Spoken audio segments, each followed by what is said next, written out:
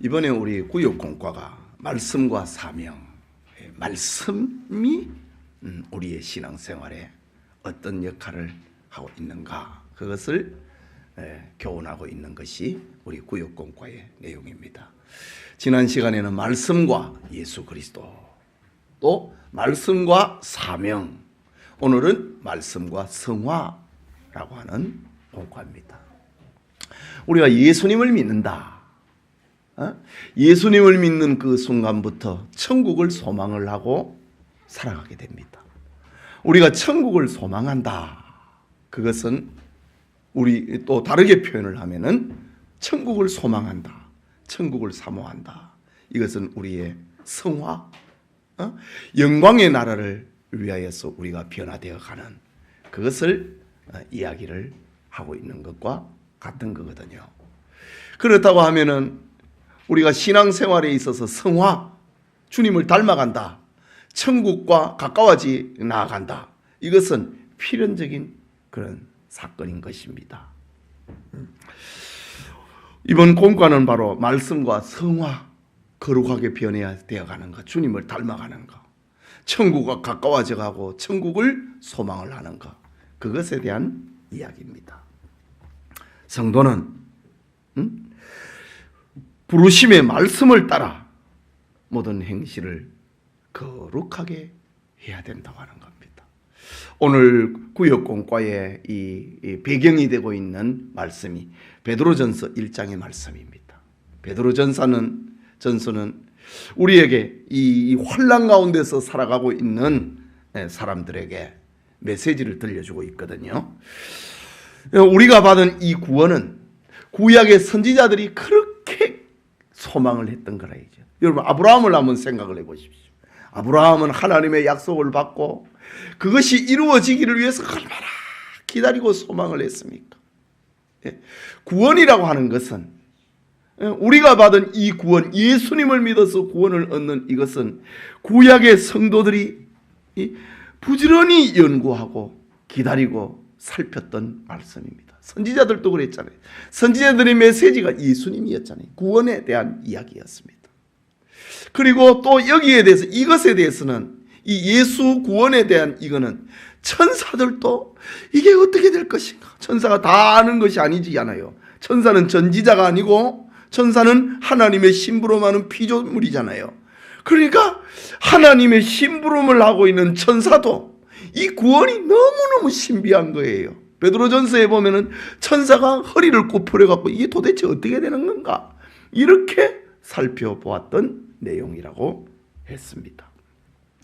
이런 보화를 받고 있는 성도들은 우리가 성화라고 하는 삶을 살아가야 되는데, 그것이 뭔가? 마음의 허리를 동이라. 마음의 허리. 마음에 무슨 허리가 있습니까?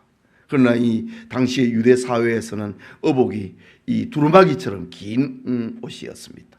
그래서 무슨 급한 일이 있으면은 두루마리 축 늘어져 있는 그 옷을 올려갖고 허리에 묶고 달립니다.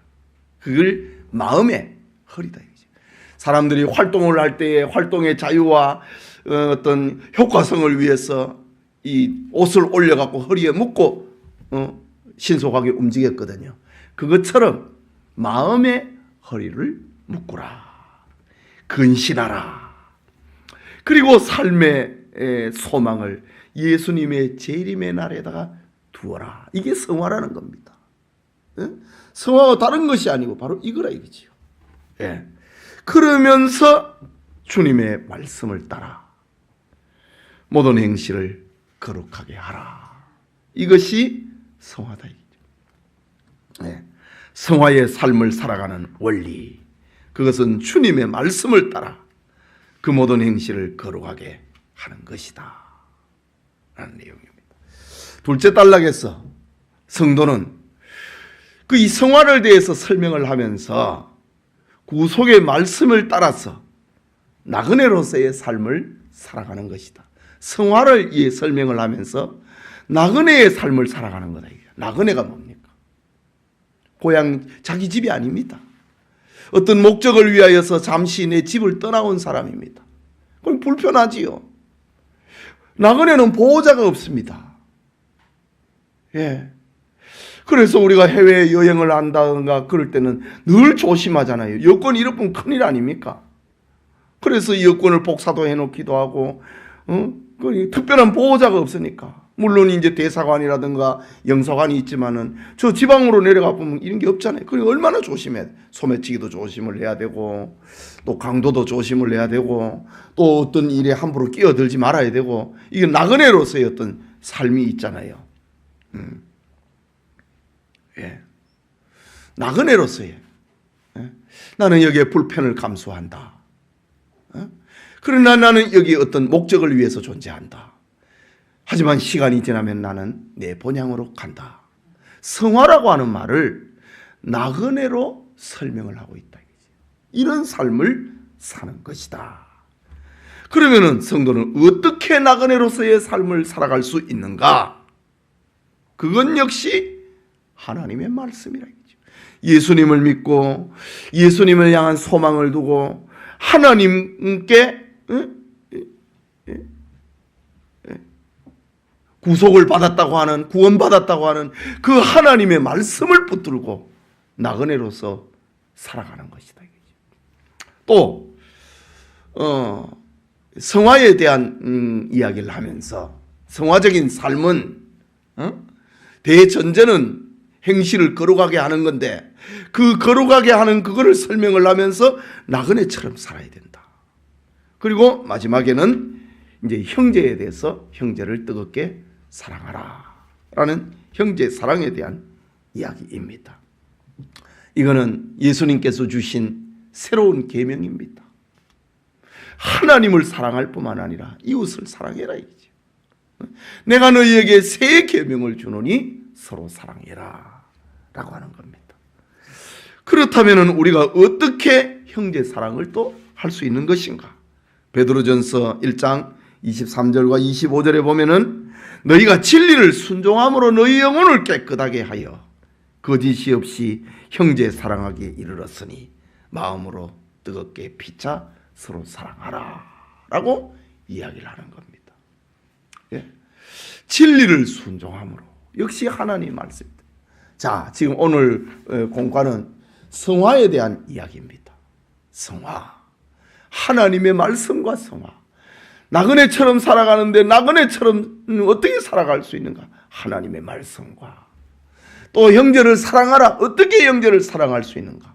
하나님의 말씀에 따라서 사랑하라 라는 그런 이야기입니다.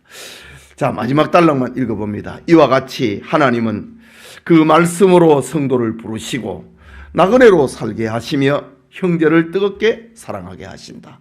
말씀과 성화라는 거지요. 말씀으로 불렀다. 말씀으로 나그네처럼, 말씀으로 형제를 뜨겁게 사랑하라고 하셨다. 한마디로 성령의 성화 역시 역사는 말씀과 늘 함께 사는 것이다. 그러므로 성도는 언제든지 말씀을 붙잡고 성화의 과정을 밟아가야 하는 것이다 라고 합니다. 자, 문제를 봅니다. 성도가 성화의 삶을 살아가는 원리는 무엇인가? 우리를 부르신 말씀에 따라서 행실을 거룩하게 하는 거다. 우리 교환에 보면 나옵니다. 우리를 부르신 말씀에 따라서 거룩하게 사는 거다. 우리는 어떻게 해서 이 세상에서 나그네로서의 삶을 살아갈 수 있는가? 우리를 구속하신 말씀을 따라 믿음과 소망을 하나님께 둠으로 가능하다. 말씀을 따라 이겁니다. 성화의 특징 중 하나인 형제 사랑은 어떻게 할 수 있는 것인가? 진리를 순종함으로 우리를 거듭나게 하신 진리를 순종함으로 우리가 형제를 사랑한다 이거죠. 예. 하나님의 말씀에 형제를 사랑하는 것은 하나님의 말씀에 순종하는 것이다. 자, 이렇게 성화에 대해서 성화와 하나님의 말씀과의 관계, 우리를 부르신 말씀이다. 나그네로 살게 하신 하나님의 말씀이다. 하나님의 말씀에 순종해서 형제를 사랑하라고 하신 성화의 말씀이다. 우리 구역 공부를 인도하시면, 우리 교화는 내용은 잘 돼 있으니까 여러 차례 읽어보고 또 성경 본문도 읽어보고 그래 하시기 바랍니다. 기도합시다.